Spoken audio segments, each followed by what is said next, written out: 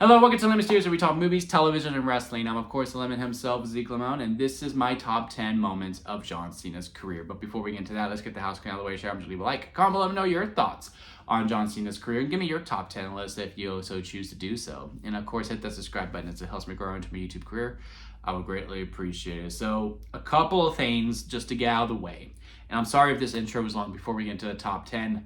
But, just to give a little insight how this is going to work, right? Is that this is going to be a top 10 list of my personal favorite moments of John Cena when I started watching wrestling. So there's going to be some moments that aren't on here, such as the JBL I Quit match. I wasn't a fan of wrestling yet. I haven't found it yet. Therefore, I did not put that in. I have seen it and I do love it. If I was going to try to make an objective list, then yeah, it would have been on. But, that's just a match that I've heard great things about. I watched, like, yes, those are great things indeed, for sure. Same with the Edge feud. Like, I didn't find wrestling yet until after that feud was long said and done. I found wrestling in September of 2007. I remember the very first thing I saw. It was The Undertaker returning, and he wasn't returning yet, but they were promoting his return. As a kid who loved horror movies, you had these girls singing Ring Around the Rosie. It was like really creepy. It was very gothic. And, like this voice saying, "The dead returns." And, there was some sand and then his hand pops up. Then he's on the sand and he's like looking up. It was shot very, very well. And, he was returning. He was going to fight Mark Henry in a few weeks.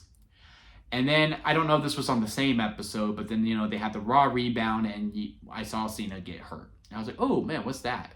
What's Raw? I looked it up, Monday Night Raw. Oh, I don't have cable. Oh, but my dad does. Dad, can you record this for me? Like, I was just fully bought into like all the things that were happening within the storylines. And they were also promoting this I Quit match between Chavo Guerrero, Rey Mysterio. It was like all three of those collective things that got me into not just SmackDown, but Monday Night Raw as well. So, like, again, I don't say like, oh, I wasn't a fan of wrestling yet. I just haven't found it yet. I really do think as soon as I found it, I was going to love it no matter what. Because it's now been 18 years and I've never shied away from it. A couple times where, I feel like, okay, maybe this isn't for me, but, they always pull me back in some way, shape, or form. And John Cena is a big portion of that. The PG era, like, you hear, oh, September 2007, 2008 is when they went to TV PG. At the time, I didn't care about that. I was a kid at the time. I mean, I was 9 or 10 years old during that. I was born in 97, so I would have been, 9 or 10. And, I was just caught up within the stories and within the characters. And, John Cena was someone who kept me going. And, Undertaker was the guy who got me into wrestling. And, he's my favorite of all time. But John Cena is very much a close second when it comes to that. So the fact that he is closing the door, it is very sad. Those are the indications of my top 10 list. These aren't going to be matches per se. There are matches on here, but there's also promos. There's overall feuds within this. Again, during that September 2007 to December of 2025. All right, I've prolonged it long enough. Let's get into it. We're going to kick off here with our one match of this list, and that is the Randy Orton Iron Man match from a bragging rights, I believe, of 2009. It was one of the few pay-per-views that I got to see that wasn't WrestleMania. Like, we typically only got Mania or we got SummerSlam. And bragging rights, I don't really recall I don't know if Undertaker was on it. Maybe he returned during this time, because usually if Undertaker was on, that's when we were like, okay, we'll get it, right? Because Undertaker was this household's guy, right? But yeah, Iron Man match, it was going to be my first one seeing. It was going to go an hour long, and I was just super excited. It was no DQ.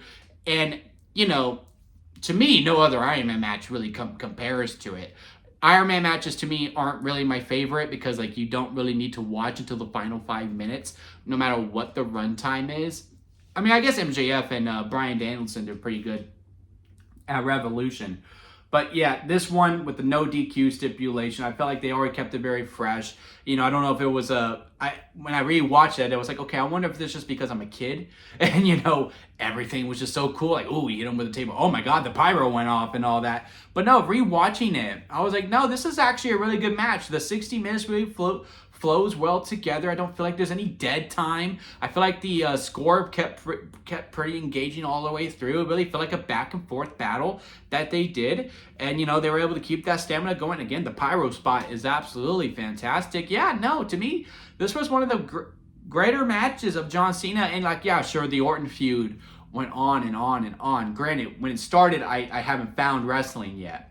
But later on, as, I think, again, 2009 is when the feud picked back up. They just kept going and going and going and going. And I'll be like, okay, they could fight some other people now, but this was a good, final stand, final battle, 1 hour, here we go. Again, score were going back and forth, and again, the whole hour to me was very, very engaging. So, therefore, that's why it is number 10 on my list. At number 9, and there's some bias here because I was there when this moment happened, was when he returned in 2021. You all know it. The pandemic was happening. We had no fans. We had him for WrestleMania 37, but it wasn't the same, right? People were still scared of the pandemic at that time. WrestleMania didn't really fill up at all, really, because again, people were scared. It was rightfully so. But as we progressed, and it was when we got, it was the summer, right? And that's when people were like, okay, no, the sun's out. I'm going out. Everyone's saying it's okay. I'm going to risk it for the biscuit. Let's do it. And WWE said, okay, let's bring the fans back into the arena. And, those shows were so loud. That first SmackDown, it was in Houston. And then they were here in Fort Worth for Saturday for Money in the Bank. I also went to the Raw in Dallas where, he kicked off the show as well. But yeah, Roman versus Edge fight for a solid, I want to say 40 minutes, was a good methodical pace. Ends with Seth Rollins costing Edge. They're going to go on their program later on. Roman grabs the mic. Now everyone will have to acknowledge me. And the crowd's anticipating, well, who's gonna interfere? And it hasn't been leaked. Like, it was leaked that the plan for SummerSlam was Roman Reigns versus John Cena, but it wasn't leaked that John Cena was gonna be at Money in the Bank. And some people were like, oh my God, Cena's here, and you felt the excitement when he goes, now everyone's gonna acknowledge me. And, you felt the anticipation of, oh my God, is he here? And when his music hit, you hear the I'm getting goosebumps. Rethinking about being in that seat, up in the nosebleeds, and I couldn't even have a conversation with my dad because it was so loud. Everyone was so excited to see him. The rumble, the roar of the arena was absolutely amazing. The feud overall, the build up, it was good. I enjoyed it. I didn't like the whole back and forth that we kind of shafted Finn Balor in that build as well because they doing a contract sign between Roman Reigns and Finn Balor for the title, and then John Cena just comes out and signs it, and now, the match is official. It's just John Cena versus Roman Reigns. The match overall was pretty good too, for the most part. Then we had the Brock Lesnar stuff at the end.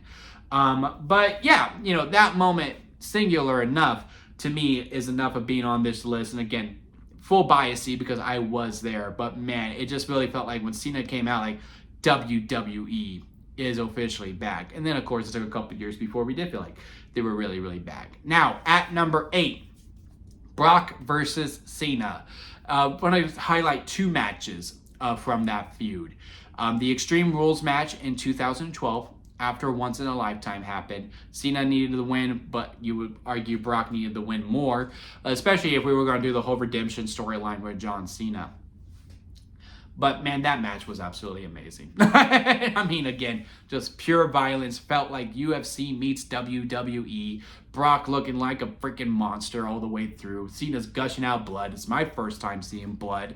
And on a live show of WWE, I should say. Like, it was just this big car wreck that you just couldn't look away from. Cena overcoming the odds to get the 1, 2, 3. Again, this was during a time where I was aware of wrestling, but I still wanted my people to win. And John Cena was my person. I was cheering for John Cena over The Rock during the Once in a Lifetime feud, which goes to show how much of a fan I am of his. So yeah, that Cena winning, and again, that whole just barn burner of a fight back and forth was really good. And then I wanted to highlight the SummerSlam match of 2014. This is when I was full, okay, I know what wrestling is. And y'all know Undertaker is my number 1 person, and Brock just beat the streak. And I was like, well, this was Brock's first match after beating the streak. And I was like, well, he should kill him, but he won't. It's going to be a good back and forth match. It's going to be whatever. But Brock should win. Because if you have Brock beat the streak and he doesn't do anything out of it, I'm going to be very pissed off. I really was, because I wanted them to do right by The Undertaker. And John Cena got squashed. It was completely one-sided. And then also here in the interviews later was that it was Brock was like, look, I should just suplex you a lot than F5 you. And Cena was like, yeah, let's do it. Yeah, that makes complete sense. You just beat the streak, absolutely. And the fact that John Cena had that mindset going to it also adds to it a little bit too. So that's why that comes at number 8. And it's because one of the matches was when I was just a fan and I wanted my person to win, and he did, and it was a great match. And then 2, I was aware of wrestling and this is how the booking should go, and that's exactly how they did it. And that is exactly how they thought it. At number 7, another back and forth that I want to highlight 2 matches for. Batista versus John Cena, SummerSlam 2008. Excuse me, sorry. SummerSlam 2008 was actually my first pay-per-view that I bought that wasn't a WrestleMania. Well, I guess it was my second pay-per-view I ever bought. Because we got WrestleMania 24. That was in 2008. That was my first pay-per-view ever. Great show. Still love it. I think it's one of the better WrestleManias. And then Undertaker got... he lost his contract because he lost the world title in a TLC match against Edge. And it was his first match back. And he was going to fight him in a Hell in a Cell. All right. I apologize for that. My throat got very, very dry for some reason. So had a little bit of a cough session and I got some little bit of water. Now I should be good to project my voice again for the rest of the video. But yeah, SummerSlam 2008 was the first pay-per-view that I was getting because Undertaker was coming back after being reinstated by Vicky Guerrero because Edge cheated before the wedding. And they were going to fight in Hell in a Cell. It's going to be my first Hell in a Cell match. But my second match I was looking forward to was Batista versus John. This was kind of a time where I was still more of a Batista fan, but I love John. No, I mean, I like them both equally, right? Because, they were the 2 faces of the company. Let's not sugarcoat it. They were both doing movies. They were both big-time stars. Like, the show is really built around those 2. So to see those 2, and they were both baby faces at the time. So, it was a nice little split. I think my dad was cheering for Batista, and I was cheering for John Cena at the time. I think that's where my memory is getting a little phasey. But they had a really good back and forth, and Batista got the win. And I was really shocked by that because, John Cena hardly ever lost. And then, of course, I also want to highlight the WrestleMania 26 match of when John Cena beat Batista for the WWE title. I think that's the match where he really does solidify himself as the face of the company. I think that's when it was made official because, let's face it, if Undertaker and Shawn isn't as good as it is at 25, which to me is the greatest match of all time, then, Batista versus John Cena main events WrestleMania 26. And, I know we say we correlated him at WrestleMania 21. He did have some big wins. He beat Triple H at 22, Shawn Michaels at 23, back-to-back submission wins. But who takes the 1, 2, 3 at WrestleMania 24? It's John Cena. Stone Cold was never going to take a pin, or The Rock, or Hulk Hogan. So, again, I think it took a couple more years. And, at 25, he did that triple threat match with Edge and Big Show where it was like a love triangle. 26, again, is where I really felt like, hey, Cena has solidified himself. And that, to me, was a really great match, too. In some ways, depending on my mood, I think it's better than Shawn versus Taker Part 2. Where, again, I feel like they were really wrestling. They were doing submissions during that match. And then everything we did afterwards in that feud, too, we had the last man standing. Batista was on his way out at the company at that time. He was going to really focus on Hollywood. So, yeah, I wanted to focus on it because those really made me feel some type of way as well. I was really drawn into the stories of those matches. And again, the 2 really biggest names of the company at the time going at it was always really, really exciting to me. Number 6, it is the U.S. Open Challenge. When he was going to fight for the U.S. title, WrestleMania 31, and, they're giving Daniel Bryan the Intercontinental title, they were trying to re-amp the mid-card scene, and, Cena saw it as an opportunity, hey, I could just showcase a lot of people, and, every week it was just kind of anticipating who's it going to be? Starting off with Dean Ambrose at first. Then the second week, I believe it was Stardust. And it was a very, very fun match. It was could not miss TV. When Cena's Open Challenge was about to happen, you had to sit there and watch. He would do a quick promo to really hype up the crowd, and of course it captivates with that. Yeah, Alberto Del Rio was the one who beat Cena to end the U.S. Open Challenge, but it's really that feud with Kevin Owens that really solidified it. Like, yeah, sure, we had the champion versus champion match, one of the greatest PLE matches that I've seen in the 2010s era, for sure. And, the back and forth, Cena losing clean during that as well. The title wasn't on the line at the time, but, it was part of the U.S. Open Challenge story because Cena was doing match after match after match after match after match, and then he fights Kevin Owens. They have that amazing feud between the two. Oh, man, it was just such great stuff to watch. And again, this was during a time where, wrestling wasn't just, combat watching, like watching my favorite team and hoping they win. This is when I knew what wrestling was. And I just thought this was one of the coolest things ever to really showcase on people and to really let them flex their muscles and showcase a lot more talent.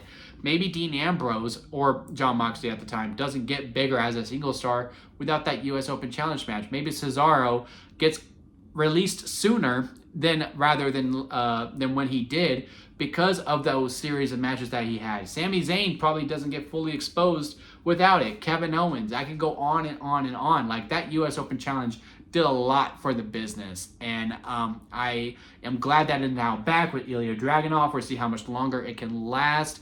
At some point, a heel needs to win it to take it out. I don't know who it should be. I heard Carmelo Hayes should be the one to beat Ilya, but if Carmelo's now faced, then he has to continue it on. I think a heel has to be the one to end it, and it certainly isn't damp yet when it comes to Ilya's matches. But yeah, we'll see how much longer the legs can last. But the John Cena run of the U.S. Open Challenge, I feel like started and ended quite perfectly, in all honesty. Well, anyone but Del Rio, but you get what I'm trying to get at. And number 5, it's going to be a controversial one, I would say. It's our only one from 2025, and that is the heel turn. Now, look, we can argue and debate about the heel run as a whole till the cows come home. I'm one of the people who actually defends it. I actually really like the WrestleMania 41 main event match. My dad does not, and so does the rest of the world, apparently. But I'm one of the people like, I just got it. Cena, it has to do a different fighting style, and he's older now. I thought it went into the psychology of his mindset as well, of like, hey, I can't keep up with these guys anymore, so now he is just going to do single leg takedowns and the very simplest of moves, and as he said in his Chris Van Fleet interview, take the fun out of the match because at the time what his psyche was, I can't keep up with them, right? I actually really enjoyed it, but the heel turn itself is one of the greatest moments of not just 2025 but ever in wrestling. So I just remember like, oh my God, no, he's not. Like when the camera pans and Cena like has this blank stare looking at The Rock as The Rock does the throat slit. I was like, no, and then he kicks Cody in the nuts. I'm like, oh my God, and I remember my house being like, what the hell is happening? Like there was a bunch of talks, and then you go online. Everywhere you look, I have people who don't even watch wrestling, or who I even talked to in years, call me up going like, hey, did John Cena go bad guy? Yes, he did. It was just a time, it was a moment in time, and it's going to be one of those things as a wrestling fan where you go, where were you when John Cena turned heel? And you know exactly where you were and what you were doing as it was happening. So yes, the heel run as a whole, top 10, maybe not. Again, I'm someone who quite frankly enjoyed it all the way through. I really did. The Orton match, the Punk match, the R-Truth match, the tag team match, yeah, sure, that was a little bit of a damper, but the story got damped because Travis Scott was no longer available to be there one way or another. But then you get the face turn, which yes was a little lackluster, but again we were lacking a piece of the story. But then the SummerSlam match where the black goes to the colors, it just, to me, I felt like overall it was a good run. But yes, the heel turn itself is top 10. The heel run, yeah, we could talk about it if it's worthy of a top 10 moment, which it probably isn't. All right, at top 4, the once in a lifetime feud. This was during a time where again, the transition, right? Where you're no longer just a fan, you're kind of aware of what wrestling is. Okay, maybe this person should win, maybe this person shouldn't. And, you're just talking about it as, who do you think deserves the win more, as opposed to, ooh, I hope this person wins, right? Where you are now aware of the predetermined world that wrestling is. Rock coming back, injecting a lot of life into the product, and immediately going after John Cena. John Cena was my guy. I was like, who are you? But man, you're so captivating. The constant back and forth that they're having.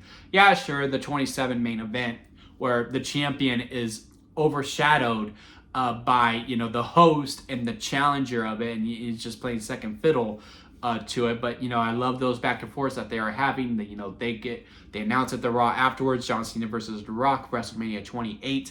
And then the way that the feud will continue after the television, or even before television even started, because they would be tweeting at each other, just talking a lot of shit. To me, it was just really good stuff. You have the Rock concert, which I still watch to this day. John Cena doing his rapping, and they never laid hands on it. John Cena calling him out for the promo on his arm, and then we get to the match itself. It was fine. There was no way a match was going to live up to a year build whatsoever. But after rewatching it, now that you don't have the whole year, it's a fine match. And the crowd really lightens up for it. It does feel like a big fight feel. I do think the 29 match is better than the 28 match, and I also really liked that feud as well when we did it twice in a lifetime, and we just made it about the title. I really liked the chemistry between The Rock and John Cena had. They bounce off of each other very well. Very good alpha mentality between the two.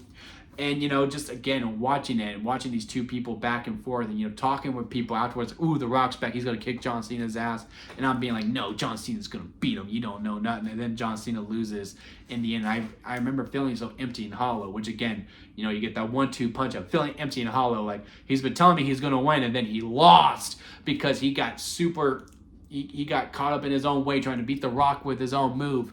And then, of course, you have the Lesnar match going back up to number 8 here, where, I am starting to feel joy once again before he faces against John Laurinaitis. I thought about putting John Laurinaitis on here just as a goof, but then revealing the real number. But yeah, here we are.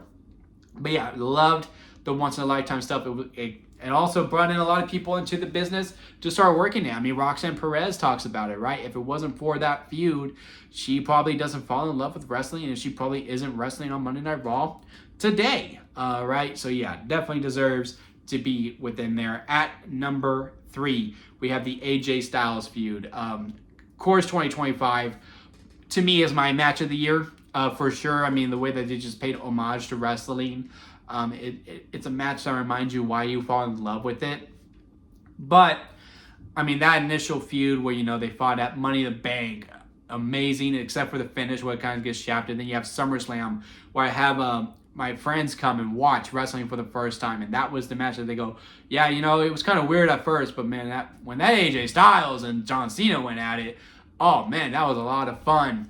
And then, of course, captivating at the Royal Rumble, which again, I was there in 2016 at the Alamo Dome, where they did not leave the ring, and to me was their best match of their quadrilogy, because I think they fought on a SmackDown before this match too.